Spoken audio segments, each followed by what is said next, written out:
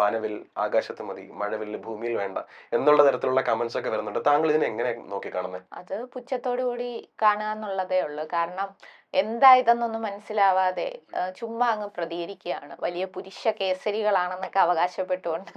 യഥാർത്ഥത്തിൽ ഗവൺമെന്റ് ഇതിനകത്ത് വളരെ സ്ട്രോങ് ആയിട്ടുള്ള ചില ഇനിഷ്യേറ്റീവ്സ് എടുത്തിട്ടുണ്ട്.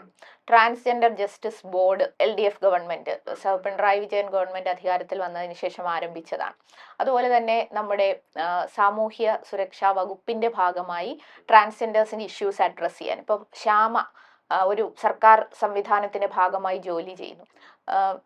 രഞ്ജുമ്മയുണ്ട്, രഞ്ജിമാർ. അവർ യഥാർത്ഥത്തിൽ എത്ര ഫേമസ് ആയിട്ടുള്ളൊരു സെലിബ്രിറ്റി മേക്കപ്പ് ആർട്ടിസ്റ്റ് ആണ്. അതുപോലെ തന്നെ മാധ്യമപ്രവർത്തകരായ ട്രാൻസ്ജെൻഡർ സുഹൃത്തുക്കളുണ്ട്. ഓരോ മേഖലയിലും ഇപ്പം കവിത എഴുതി അവാർഡും മറ്റുമെല്ലാം നേടുന്ന വിജയരാജ മല്ലികയുണ്ട്.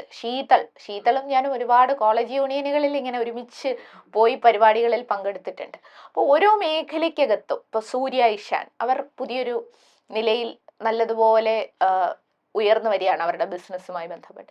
അപ്പം കഴിവുകൾ തെളിയിച്ചുകൊണ്ട് കടന്നു വരാൻ ഈ മേഖലയിലുള്ള ഈ ഇടത്തിലുള്ള സ്ത്രീകൾക്ക് അല്ലെങ്കിൽ ട്രാൻസ്ജെൻഡേഴ്സിന് കഴിയുന്നത് തീർച്ചയായും സർക്കാർ നൽകുന്ന ഒരു പിന്തുണയുടെ ഭാഗമായിട്ടാണ്.